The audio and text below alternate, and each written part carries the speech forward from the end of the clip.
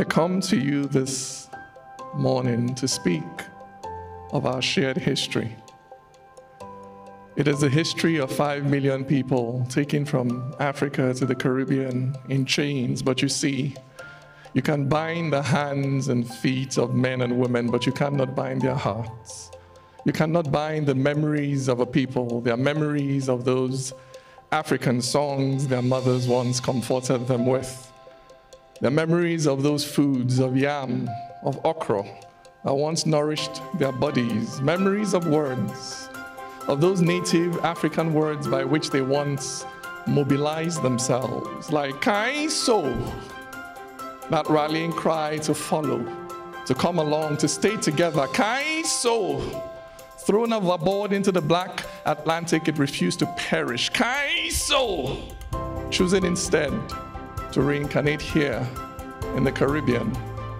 I wish you a warm good morning and a welcome to Barbados. A welcome to the inaugural Afro-Caribbean Trade and Investment Forum 2022, which we in Barbados are most honored and proud to host. It is not hyperbole to suggest that today should rank among the most important days in the post-colonial and post-independence history of our regions.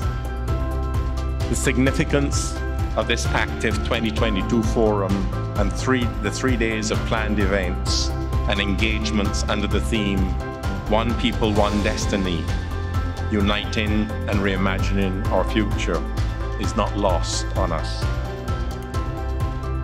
The nations of Africa, many of which are participating in this groundbreaking forum, as well as the countries of the Caribbean, share rich yet difficult history that has both been scarred and shaped by centuries of slavery, separation, and colonialism.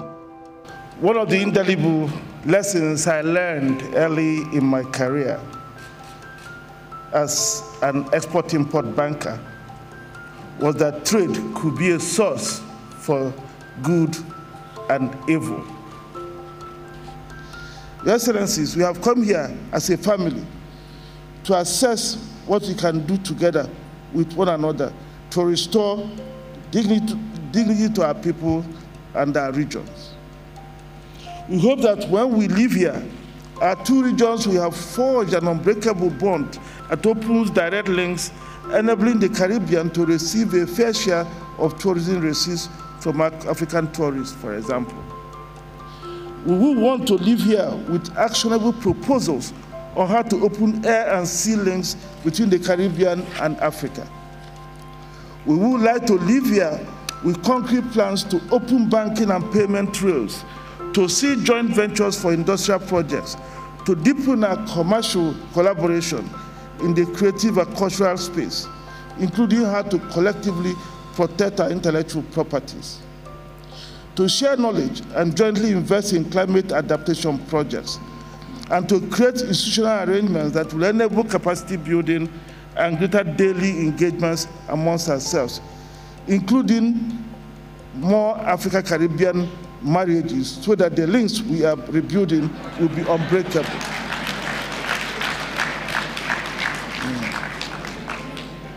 We want to live here clear in our minds regarding ways to catalyze manufacturing investments in the Caribbean, to take advantage of the $27 trillion US North and Latin American markets.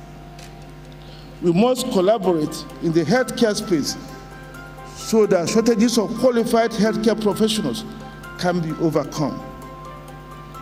We hope to live here with Afrexim, not only serving as the Exim Bank for Africa, but also for the Caribbean. We hope that in no distant future, we can point to this beautiful day and say that we have become serious about reuniting with our brothers and sisters separated from Africa centuries ago.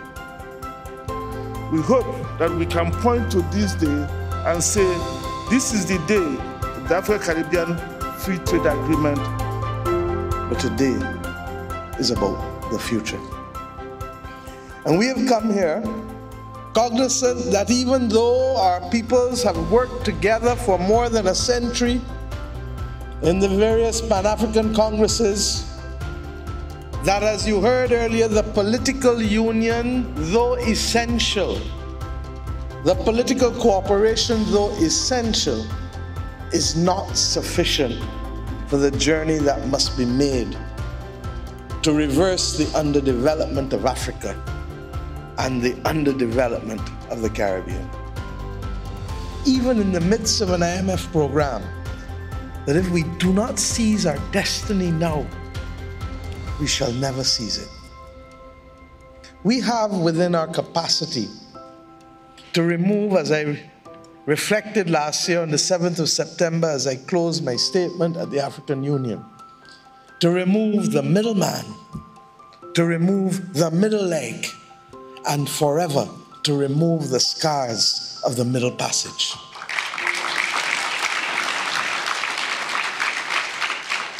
I come here today to ask us to seize the moment. You heard President Arama, our distinguished sponsor, and whose courage and commitment has brought us to this place today. I say unashamedly. You heard him refer to the distinguished words of the most excellent Marcus Messiah Garvey. To recognize that our future can never be determined by someone else. And if that is what we want, to make life easier day by day by day, then those who continue to remain in poverty in our nation shall not easily leave that state of affairs. It is within our grasp. We have the collective brain power, the collective creativity, the innate discipline and resilience, and above all else, yes, the capital between Africa and the Caribbean to make that defining difference now. Barbados was an Akan-speaking nation in the 17th century, and we have not forgotten the yam, the okra, the plantain. We have not forgotten the winners and the unners. And above all else, as some may say, and we are still blinging on both sides of the Atlantic. God bless us all. Thank you.